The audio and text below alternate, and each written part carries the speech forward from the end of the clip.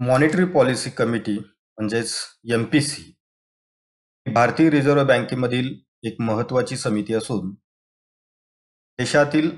अर्थव्यवस्थेमध्ये असणारा पैशाचा पुरवठा, पैशाची मागणी, त्याचबरोबर अर्थव्यवस्थेमधील ठेवीवरील व्याजदर, कर्जावरील व्याजदर या सर्वांच्यामध्ये योग्य तो बदल घडवून आणून देशातील पैशाच्या पुरवठ्याच्या माध्यमातून, कर्ज पुरवठ्याच्या माध्यमातून अर्थव्यवस्थेला चालना देण्याच्या अनुषंगाने, त्याचबरोबर अर्थव्यवस्थेमध्ये निर्माण झालेली तेजी किंवा मंदी नियंत्रणात आणण्याच्या दृष्टिकोनातून योग्य ते दिशादर्शन करण्याचं काम मॉनिटरी पॉलिसी कमिटीच्या माध्यमातून केले जात असते. आपल्या सर्वांना माहीत आहे की भारतातील व्याजदर, त्याचबरोबर पैशाचा पुरवठा योग्य पद्धतीने नियंत्रित करण्याची जबाबदारी ही भारतीय रिझर्व्ह बँकेची असून भारतीय रिझर्व्ह बँक आपल्या मौद्रिक धोरणाच्या माध्यमातून किंबहुना चलनविषयक धोरणाच्या माध्यमातून देशातील पैशाचा पुरवठा व व्याजदराचे योग्य ते नियंत्रण करून अर्थव्यवस्थेस योग्य ती दिशा देण्याचे काम मॉनिटरी पॉलिसीच्या माध्यमातून केले जात असते. तथापि ही मॉनिटरी पॉलिसी डिझाईन करण्याच्या अनुषंगाने भारतीय रिझर्व्ह बँकेमध्ये मॉनिटरी पॉलिसी कमिटी ही त्या ठिकाणी स्थापन करण्यात आलेली आहे. सन 2016 पूर्वी जर आपण पाहिलं तर भारतीय रिझर्व्ह बँकेतील प्रशासनास मौद्रिक धोरणाच्या अनुषंगाने दिशानिर्देशन करण्यासाठी किंवा त्यांना सल्ला देण्यासाठी टेक्निकल ॲडवायझरी कमिटी ही त्या ठिकाणी स्थापन करण्यात आलेली होती. परंतु भारतीय रिझर्व्ह बँक कायदा 1934 मधील सेक्शन 45ZB यामध्ये दुरुस्ती करण्यात आली व त्यानुसार 2016 पासून भारतीय रिझर्व्ह बँकेस मार्गदर्शन करण्यासाठी किंबहुना मौद्रिक धोरणाची दिशा ठरवण्यासाठी मॉनिटरी पॉलिसी कमिटी ही स्थापन करण्यात आलेली आहे. या मॉनिटरी पॉलिसी कमिटीच्या मीटिंग्स सर्वसाधारणपणे वर्षातून 4 वेळा व्हाव्यात असं अपेक्षित आहे. मात्र वर्तमान परिस्थिती जर आज आपण पाहिली तर सध्या रिझर्व्ह बँक ऑफ इंडियाची मॉनिटरी पॉलिसी कमिटी ही दर 2 महिन्यातून एकदा त्या ठिकाणी बैठक घेत असते व त्यामध्ये अर्थव्यवस्थेमधील वेगवेगळ्या घटकांचा आढावा घेऊन मौद्रिक धोरणाच्या माध्यमातून पुढील दिशानिर्देशन देण्याच्या अनुषंगाने चर्चा व विचारविनिमय केला जातो. मॉनिटरी पॉलिसीमधील चर्चेनुसार संबंधित विभागाकडे म्हणजेच मॉनिटरी पॉलिसी डिपार्टमेंटकडे त्या संबंधीच्या गाईडलाईन्स या जारी केल्या जातात, ॲडवायझरी नोट जारी केली जाते व त्यानुसार मॉनिटरी पॉलिसी डिपार्टमेंट किंवा मॉनिटरी पॉलिसी एक्झिक्यूट करणारा जो विभाग आहे त्या विभागाद्वारे मॉनिटरी पॉलिसीचे पुढील जे काही फेरबदल आहेत त्या बदलाची दिशा ठरवली जात असते. या कमिटीमध्ये सर्वसाधारणपणे 6 सदस्य असतात की ज्यामध्ये भारतीय रिझर्व्ह बँकेचे गव्हर्नर, मुख्य गव्हर्नर हे या समितीचे पदसिद्ध अध्यक्ष असतात. त्याचबरोबर भारतीय रिझर्व्ह बँकेच्या 4 डेप्युटी गव्हर्नरपैकी ज्या डेप्युटी गव्हर्नरकडे मॉनिटरी पॉलिसी डिपार्टमेंटचा चार्ज आहे असे इन्चार्ज डेप्युटी गव्हर्नर हे देखील या समितीचे पदसिद्ध सदस्य असतात. त्याचबरोबर भारतीय रिझर्व्ह बँकेच्या सिनियर ऑफिसरपैकी एक सिनियर ऑफिसर हा भारतीय रिझर्व्ह बँकेच्या सेंट्रल बोर्डाकडून नियुक्त केला जात असतो किंबहुना नॉमिनेट केला जात असतो. थोडक्यात या मॉनिटरी पॉलिसी कमिटीमध्ये एकूण 6 जे सदस्य आहेत त्यामधील 3 सदस्य हे भारतीय रिझर्व्ह बँकेचे अधिकारी आणि गव्हर्नर असतात की जे पदसिद्ध सदस्य आहेत, ज्यामध्ये भारतीय रिझर्व्ह बँकेचे गव्हर्नर, मॉनिटरी पॉलिसी समितीचा किंवा डिपार्टमेंटचा चार्ज असणारे डेप्युटी गव्हर्नर व RBIच्या प्रशासनामधील एक सिनियर ऑफिसर,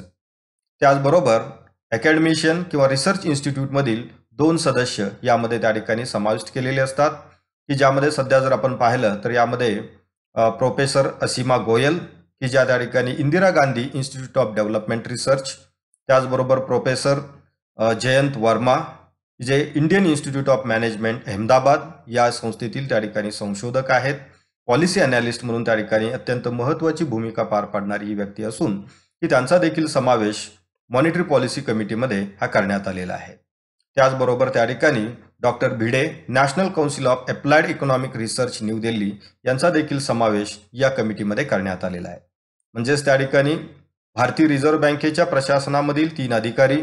व त्या ठिकाणी अर्थशास्त्र, संख्याशास्त्र, त्याचबरोबर संशोधन या क्षेत्रामध्ये उत्कृष्ट काम केलेले जे त्या ठिकाणी मार्गदर्शक आहेत असे 3 व्यक्ती या मॉनिटरी पॉलिसी कमिटीमध्ये समाविष्ट केलेले असतात. या मॉनिटरी पॉलिसी कमिटीच्या वेगवेगळ्या बैठकीमध्ये मॉनिटरी पॉलिसीची जी काही महत्त्वाची उद्दिष्ट आहेत त्या उद्दिष्टांच्या अनुषंगाने विचारविनिमय केला जातो,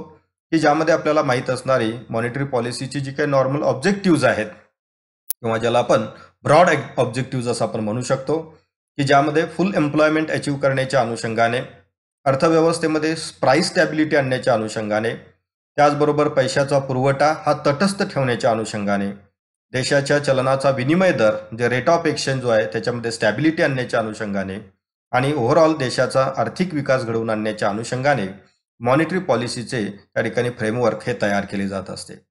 अल्टिमेटली मॉनिटरी पॉलिसीचं सर्वात महत्त्वाचं जे उद्दिष्ट आहे ते म्हणजे देशाचा आर्थिक विकास किंवा वृद्धी घडवून आणणं, देशातील जास्तीत जास्त रोजगार मागणाऱ्या हातांना काम उपलब्ध करून देणं, अर्थव्यवस्थेमध्ये होणारे किमतीतील चढ उतार हे नियंत्रित ठेवणं आणि त्याचबरोबर अर्थव्यवस्थेमधील पैशाचा पुरवठा हा योग्य पद्धतीने मेंटेन करण्याच्या अनुषंगाने आवश्यकतेप्रमाणे व्याजदरामध्ये बदल करणं असेल, कर्ज पुरवठ्याच्या सुविधामध्ये बदल करणं असेल, किंबहुना पैशाच्या पुरवठ्यावरती नियंत्रण ठेवण्याचं कार्य असेल, की जे मौद्रिक धोरणाच्या माध्यमातून किंबहुना चलनविषयक धोरणाच्या माध्यमातून केले जात असते. या 5 ऑब्जेक्टिव्हच्या अनुषंगाने, उद्दिष्टाच्या अनुषंगाने ही मॉनिटरी पॉलिसी ही तयार केली जात असते. सर्वसाधारणपणे ही मॉनिटरी पॉलिसी तयार करत असताना जे वेगवेगळे टूल्स वापरले जात असतात त्याची विभागणी आपण क्वांटिटेटिव्ह टूल्स आणि क्वालिटेटिव्ह टूल्स अशी करत असतो, की ज्यामध्ये अनेक वेगवेगळ्या प्रकारच्या टूल्स आणि इन्स्ट्रुमेंटचा समावेश असतो. मात्र ज्या टूल्स आणि इन्स्ट्रुमेंटवरती मॉनिटरी पॉलिसी कमिटीमध्ये खूप मोठ्या प्रमाणात चर्चा केली जात असते आणि वास्तव परिस्थितीचा विचार करून भविष्यातील जी 2 किंवा 3 महिन्याची दिशा ठरवण्याच्या अनुषंगाने की जे या मॉनिटरी पॉलिसीमध्ये चर्चा होत असते त्यामध्ये प्रामुख्याने या टूलचा किंवा टेक्निकचा समावेश असतो, की ज्यामध्ये पहिला महत्त्वाचा जो घटक असतो तो म्हणजे रेपो रेट आणि रिव्हर्स रेपो रेट. सर्वसाधारणपणे अर्थव्यवस्थेमधील जी लिक्विडिटी आहे किंवा तरलता आहे, बँकांच्याकडील असणारा जो रोख पैसा आहे, हा पैसा कमी अधिक करण्याच्या अनुषंगाने रेपो आणि रिव्हर्स रेपो या 2 टेक्निकचा वापर त्या ठिकाणी केला जात असतो. जेव्हा अर्थव्यवस्थेमध्ये लिक्विडिटी इंजेक्ट करावयाची असते, म्हणजेच बँका आणि वित्तीय संस्थांच्याकडे अधिक पैसा जाईल आणि जो देशातील वेगवेगळ्या घटकांच्या पर्यंत पोहोचेल, यासाठी प्रयत्न करण्याची जी मेथड आहे त्याला लिक्विडिटी इंजेक्शन आपण म्हणतो, की ज्यामध्ये रिझर्व्ह बँक ऑफ इंडियाकडून पैसा हा बँकांच्याकडे जातो व बँकांच्याकडून तो पैसा देशातील उद्योजक, व्यापारी, व्यावसायिक, शेतकरी किंवा सर्वसामान्य जनतेकडे पोहोचवण्याची ती व्यवस्था असते, की ज्याला आपण त्या ठिकाणी मनी सप्लायचा बँकिंग चॅनल असं देखील आपण त्या ठिकाणी म्हणू शकतो, की ज्या माध्यमातून भारतीय रिझर्व्ह बँकेकडील पैसा हा एंड युजर म्हणजे प्रत्यक्ष जनतेच्या हातामध्ये देण्याची ही एक व्यवस्था असते, की यामध्ये प्रामुख्याने भारतीय रिझर्व्ह बँक ही या बँका आणि वित्तीय संस्थांच्याकडील जे शासकीय कर्ज रोखे आहेत किंवा ज्याला अप्रूव्ड गव्हर्नमेंट सिक्युरिटीज असं म्हटलं जातं, की ज्या त्या ठिकाणी खरेदी करत असते व त्याच्या अगेन्स्ट त्यांना हवा असणारा पैसा किंवा त्या ठिकाणी हवा असणारा जो निधी आहे तो निधी या बँकांना उपलब्ध करून देण्याची ही एक व्यवस्था असते. त्यासाठी जो एक स्पेसिफिक रेट ऑफ इंटरेस्ट आपण ज्याला म्हणूया तो निर्धारित करून देण्यात आलेला असतो, की त्याला आपण रेपो रेट असं आपण म्हणतो. आणि या उलट रिव्हर्स रेपो रेट ही एक अशी संकल्पना आहे की ती नेमकी रेपो रेटच्या विरुद्ध असणारी ही संकल्पना असून जेव्हा अर्थव्यवस्थेमधील लिक्विडिटी ॲब्सॉर्ब करायची असते, म्हणजे अर्थव्यवस्थेमधील रोख पैसा कमी करावयाचा असतो, बँकांच्याकडील पैसा काढून घ्यायचा असतो, तेव्हा त्या ठिकाणी भारतीय reserve bank attractive rate of interest देऊन की या देशातील बँका आणि वित्तीय संस्थांना आपल्याकडील गव्हर्नमेंट सिक्युरिटीज ज्या आहेत किंवा अप्रूव्ड गव्हर्नमेंट सिक्युरिटीज ज्या आहेत त्यांची विक्री करत असते, की ज्यामध्ये भारतीय रिझर्व्ह बँक या बँका आणि वित्तीय संस्थांना आपल्याकडील शासकीय कर्ज रोखे किंवा त्या ठिकाणी वेगवेगळ्या प्रकारच्या गव्हर्नमेंट सिक्युरिटीजची विक्री करून त्यांच्याकडील पैसा आपल्याकडे त्या ठिकाणी घेत असते, की ज्यामुळे बँकांच्याकडील लिक्विडिटी कमी होते. परिणामी या बँकांच्याकडून देशातील जनतेला दिला जाणारा कर्ज पुरवठा देखील त्या प्रमाणात कमी होत असतो, की ज्यामुळे अर्थव्यवस्थेमधील लिक्विडिटीचे प्रमाण किंवा तरलतेचे प्रमाण, थोडक्यात रोख पैशाचे प्रमाण हे कमी होऊन त्याचा परिणाम देशातील वस्तू आणि सेवांच्या मागणीवरती ऑटोमॅटिकली त्या ठिकाणी दिसून येत असतो. जे थोडक्यात रेपो आणि रिव्हर्स रेपो हे 2 असे इन्स्ट्रुमेंट्स आहेत की ज्याच्या माध्यमातून आवश्यकतेप्रमाणे अर्थव्यवस्थेमध्ये पैशाचा पुरवठा वाढवता येऊ शकतो, त्याचबरोबर आवश्यकतेप्रमाणे तो कमी देखील करता येऊ शकतो. या 2 इन्स्ट्रुमेंटचा वापर करून भारतीय रिझर्व्ह बँक मॉनिटरी पॉलिसीचा बहुतांश पार्ट जो आहे तो एक्झिक्यूट करण्याचा प्रयत्न करत असते. त्याचबरोबर तिसरं महत्त्वाचं इन्स्ट्रुमेंट म्हणजे लिक्विडिटी ॲडजस्टमेंट फॅसिलिटी किंवा ज्याला आपण लॅप असे आपण म्हणतो. ही सर्वसाधारणपणे देशातील बँकिंग संस्थांना आवश्यकतेप्रमाणे लिक्विडिटी प्रोव्हाइड करणं किंवा रोख पैसा उपलब्ध करून देण्याची ही एक व्यवस्था असून या व्यवस्थेच्या अंतर्गत इंटर बँक लोन किंवा टर्म मनी जो आहे तो त्या ठिकाणी उपलब्ध करून देण्याची व्यवस्था केली जाते, की ज्यामध्ये वेगवेगळ्या पद्धतीच्या बँकिंग संस्था म्हणजे ज्यामध्ये वेगवेगळ्या शेड्यूल्ड बँक्स आहेत, की ज्यामध्ये कोऑपरेटिव्ह बँक्स असतील, पब्लिक सेक्टर बँक्स असतील, प्रायव्हेट सेक्टर बँक्स असतील, की त्यांना आवश्यकतेप्रमाणे रोख रक्कम उपलब्ध करून देण्याची व्यवस्था या लिक्विडिटी ॲडजस्टमेंट फॅसिलिटीच्या अंतर्गत दिली जात असते. जेव्हा या बँकांच्याकडे आपल्याकडील रोख रक्कम अधिक असते, आवश्यकतेपेक्षा जास्त असते, तेव्हा या बँकिंग संस्था आपल्याकडील निधी भारतीय रिझर्व्ह बँकेकडे ठेवू शकतात किंवा त्यांच्याकडील गव्हर्नमेंट सिक्युरिटीमध्ये इन्व्हेस्टमेंट करू शकतात. त्याचबरोबर जेव्हा त्यांना रोख रकमेची गरज असते तेव्हा त्याची विक्री करून रोख रक्कम ते प्राप्त करून घेऊ शकतात. तर या बँकांच्याकडील लिक्विडिटी ॲडजस्ट करण्यासाठी म्हणजे आवश्यकतेप्रमाणे ती वाढवण्यासाठी, आवश्यकतेप्रमाणे ती कमी करण्यासाठी जे इन्स्ट्रुमेंट भारतीय रिझर्व्ह बँकेने उपलब्ध करून दिलेलं आहे ते म्हणजे लिक्विडिटी ॲडजस्टमेंट फॅसिलिटी असं म्हटलं जातं. त्याचबरोबर अलीकडच्या कालावधीमध्ये भारतीय रिझर्व्ह बँकेने मार्जिनल स्टँडिंग फॅसिलिटी हा एक नवीन ऑप्शन या देशातील बँकांच्यासाठी उपलब्ध करून देण्यात आलेला आहे, की ज्यामध्ये प्रामुख्याने शेड्युल्ड कमर्शियल बँक्स की ज्या या देशातील प्रामुख्याने त्या ठिकाणी सूचित बँका आहेत, अशा बँकांना रेपो, रिव्हर्स रेपो, त्याचबरोबर लिक्विडिटी ॲडजस्टमेंट फॅसिलिटी या व्यतिरिक्त जर रक्कम हवी असेल, ॲडिशनल रकमेची किंवा निधीची आवश्यकता असेल, तर या बँका मार्जिनल स्टँडिंग फॅसिलिटीच्या अंतर्गत आपल्याकडे असणाऱ्या टोटल डिपॉझिट्स की ज्यामधील प्रामुख्याने नेट डिमांड अँड टाइम लायबिलिटीच्या 1% पर्यंतची amount overnight reserve bank of इंडियाकडून बारो करू शकतात आणि त्यासाठी जो रेट ऑफ इंटरेस्ट चार्ज केला जातो त्यालाच मार्जिनल स्टँडिंग फॅसिलिटी रेट असं म्हटलं जातं. जेव्हा भारतीय रिझर्व्ह बँकेला अशा प्रकारच्या इन्स्ट्रुमेंटच्या माध्यमातून अधिक रोख रक्कम वितरित करावयाची असते तेव्हा मार्जिनल स्टँडिंग फॅसिलिटी रेट हा कमी केला जातो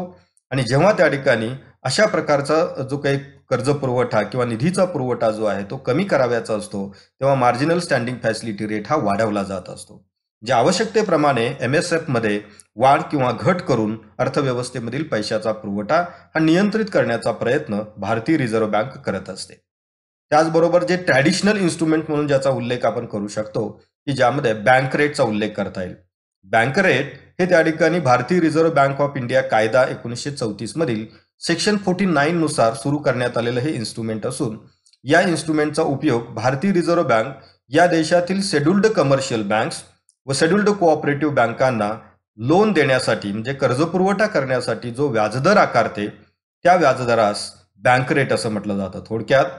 भारतीय रिझर्व्ह बँकेकडून देशातील बँकांना कर्जपुरवठा करण्यासाठी जो व्याजदर आकारला जातो त्याला आपण बँक दर किंवा बँक रेट असं आपण म्हणतो, की जेव्हा भारतीय रिझर्व्ह बँकेला देशातील पैशाचा पुरवठा कमी करावयाचा असतो तेव्हा भारतीय रिझर्व्ह बँक बँक रेटमध्ये वाढ करते, की ज्याचा परिणाम देशातील बँका कमी प्रमाणात कर्जपुरवठा RBI कडून घेतात व हा कमी निधी या देशातील कर्जदारांना उपलब्ध करून दिल्यामुळे की त्या ठिकाणी कर्जपुरवठ्याचं वितरण कमी होतं, परिणामी अर्थव्यवस्थेमधील पैशाचा पुरवठा हा काही प्रमाणात नियंत्रित होण्यासाठी मदत होत असते. जेव्हा अर्थव्यवस्थेमध्ये मागणीमध्ये खर्च प्रेरित वाढ करावयाची असते किंवा जाणीवपूर्वक मागणीमध्ये वाढ करण्याची आवश्यकता असते, अशा परिस्थितीमध्ये भारतीय रिझर्व्ह बँक बँक रेट कमी करते. हा बँक रेट कमी केल्यामुळे देशातील बँकिंग संस्थांना कमी व्याजदराने कर्जपुरवठा प्राप्त होऊ शकतो आणि हा कमी व्याजदराने प्राप्त झालेला कर्जपुरवठा देशातील उद्योजक, व्यावसायिक, शेतकरी, त्याचबरोबर व्यापारी आणि सर्वसामान्य जनतेला देखील तो कमी व्याजदराने उपलब्ध होऊ लागतो. व्याजाचे दर कमी झाल्यामुळे देशातील जनतेची कर्ज घेण्याची प्रवृत्ती वाढते, त्यामधून मोठ्या प्रमाणात वस्तू आणि सेवांच्यावरील खर्च देखील वाढत असतो. परिणामी सकल मागणीमध्ये वाढ होण्यासाठी मदत होत असते.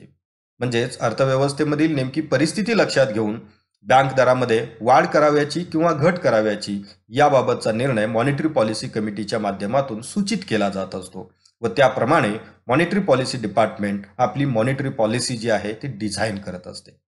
त्याचबरोबर कॅश रिझर्व्ह रेशो ज्याला आपण CRR असं आपण म्हणतो, CRR म्हणजे एक प्रकारची विशिष्ट प्रकारची सिक्युरिटी डिपॉझिट मानता येऊ शकते, की ज्यामध्ये देशातील बँकिंग संस्थांनी संकलित केलेल्या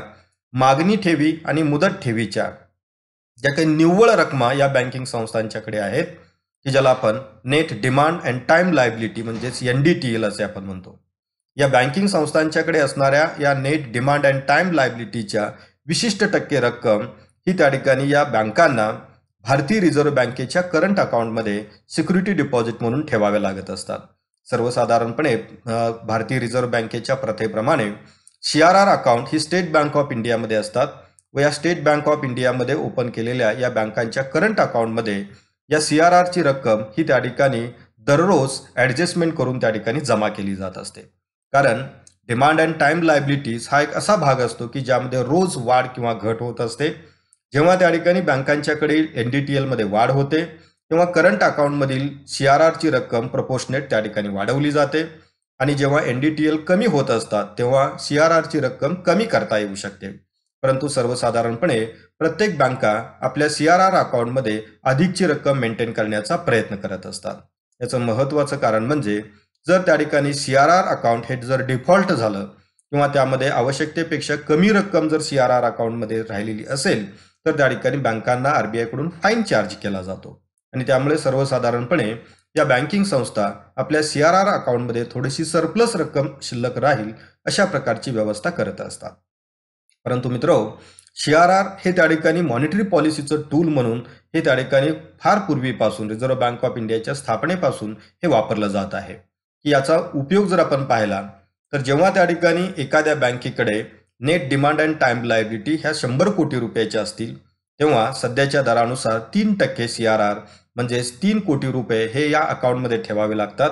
की ज्याचा उपयोग या देशातील बँकांना कर्ज पुरवठा करण्यासाठी करता येत नाही. याचाच अर्थ या उपलब्ध निधीमधील 97 कोटी रुपयेच केवळ कर्ज पुरवठ्यासाठी करता येऊ शकतात. अर्थात त्यामधून देखील इतर वेगवेगळ्या प्रकारचे निधी मेंटेन करण्याची आवश्यकता असते. आणि जेव्हा देशातील पैशाचा पुरवठा किंवा कर्ज पुरवठ्यामध्ये वाढ करावयाची असते तेव्हा RBI या CRRचा दर कमी करू शकते.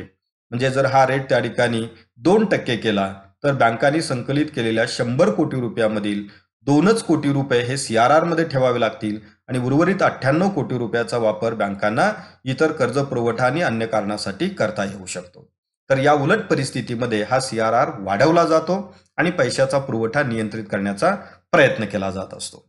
त्याचबरोबर स्टॅट्युटरी लिक्विडिटी रिझर्व्ह किंवा ज्याला आपण SLR असं आपण म्हणतो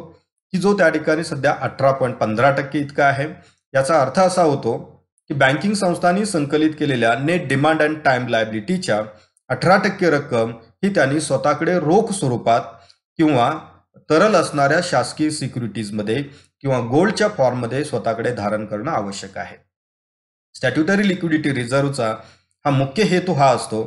की जेव्हा बँकांच्याकडे वेगवेगळ्या डिपॉझिटर्सनी ठेवलेल्या डिपॉझिट्स विड्रॉ करण्यासाठी किंवा रोख रक्कम काढण्यासाठी हे ठेवीदार बँकेकडे येतील तेव्हा तात्काळ त्यांना रोख रक्कम उपलब्ध करून देण्याची व्यवस्था या बँकिंग संस्थांच्याकडे असायला हवी. आणि याकरिता हा स्टॅट्युटरी लिक्विडिटी रिझर्व्ह जो आहे ज्याला आपण वैधानिक रोखता निधी किंवा गुणोत्तर असं आपण म्हणतो की हे त्या ठिकाणी मेंटेन करण्याची आवश्यकता असते. अर्थात जरी त्या ठिकाणी SLRचा रेट हा 18% असला तरी सर्वच बँका या आपल्या एकूण NDTLच्या 18% रक्कम स्वतःकडे रोख स्वरूपात ठेवत नसतात. कारण प्रत्येक बँकेच्या प्रत्येक ब्रँचचा एक्सपिरियन्स हा वेगवेगळा असतो. काही ब्रांचेस अशा असतात की ज्या ठिकाणी रोख रकमेला मागणी अधिक असते. काही ब्रांचेस अशा असतात की जिथे रोख रकमेला मागणी खूप कमी असते.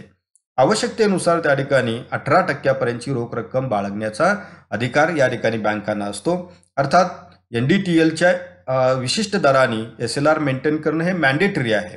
मात्र जर एखाद्या बँकेला रोख रकमेची गरज फार कमी प्रमाणात भासत असेल तर ती बँक काय करू शकते तर 18% मधील 8% रक्कम स्वतःकडे रोख स्वरूपात ठेवेल. उर्वरित 10% रक्कम ही गव्हर्नमेंट सिक्युरिटीमध्ये लिक्विड इन्स्ट्रुमेंट जे आहेत की जे तात्काळ रोख रक्कम प्राप्त करून देऊ शकतील असे इन्स्ट्रुमेंट्स आहेत की त्याच्यामध्ये गुंतवली जात असते किंवा ज्याला आपण लिक्विड फंड असं आपण म्हणतो की ज्या गव्हर्नमेंट अप्रूव्ड सिक्युरिटीज असतात की जर त्या ठिकाणी तात्काळ रोख रकमेची गरज निर्माण झाली तर त्याची विक्री करून तात्काळ रोख रक्कम प्राप्त होऊ शकते. अशा इन्स्ट्रुमेंट्समध्ये किंवा गोल्डच्या फॉर्ममध्ये सोन्यामध्ये देखील गुंतवणूक करता येऊ शकते. तर अशा प्रकारचा हा स्टॅट्युटरी लिक्विडिटी रिझर्व्ह किती असावा हे ठरवून देण्याचा त्या ठिकाणी मार्गदर्शन या ठिकाणी मॉनिटरी पॉलिसी कमिटीच्या माध्यमातून केले जात असते. त्याचबरोबर जुन्या किंवा पूर्वीच्या इन्स्ट्रुमेंटमधील एक महत्त्वाचा आणखीन एक इन्स्ट्रुमेंट म्हणजे ओपन मार्केट ऑपरेशन्स. जेव्हा भारतीय रिझर्व्ह बँकेला असं त्या ठिकाणी वाटतं, मॉनिटरी पॉलिसी कमिटीला त्या ठिकाणी असं ज्ञात होतं की जेव्हा अर्थव्यवस्थेमध्ये खूप मोठ्या प्रमाणात पैशाची टंचाई किंवा शॉर्टेज आहे आणि त्याच्यामध्ये वाढ करण्याची गरज आहे, तेव्हा मोठ्या प्रमाणात या बँका आणि वित्तीय संस्थांच्याकडील सरकारी कर्जरोखे जे पूर्वी विक्री केलेले आहेत ते खरेदी केले जातात आणि त्यांना व्याजासहित रक्कम उपलब्ध करून दिली जाते. तर या उलट परिस्थितीमध्ये जेव्हा अर्थव्यवस्थेमध्ये आवश्यकतेपेक्षा जास्त पैशाचा पुरवठा वाढलेला असतो, तेव्हा त्या ठिकाणी भारतीय रिझर्व्ह बँकेकडून आपल्याकडील शासकीय कर्जरोख्यांची विक्री मोठ्या प्रमाणात केली जाते. बँकांना हे रोखे विक्री केले जातात, म्हणजे या कर्जरोख्यांचे सर्टिफिकेट्स बँकांना दिले जातात व बँकांच्याकडील रोख पैसा हा आरबीआयकडे काढून घेतला जातो आणि त्यामुळे त्या ठिकाणी ऑटोमॅटिकली पैशाचा पुरवठा हा कमी होण्यासाठी मदत होत असते, ना की डायरेक्टली त्याचा इम्पॅक्ट किती प्रमाणात राहील हे त्या ठिकाणी त्या अर्थव्यवस्थेमधील असेट्स, लायबिलिटी, त्याचबरोबर व्हेलोसिटी ऑफ मनी यासारख्या अनेक वेगवेगळ्या घटकांच्या वरती अवलंबून असतो. त्याचबरोबर आणखीन एक इन्स्ट्रुमेंट की जे 2004 मध्ये भारतीय रिझर्व्ह बँकेने सुरू केलेलं आहे, ज्याला मार्केट स्टॅबिलायझेशन स्कीम असं म्हटलं जातं.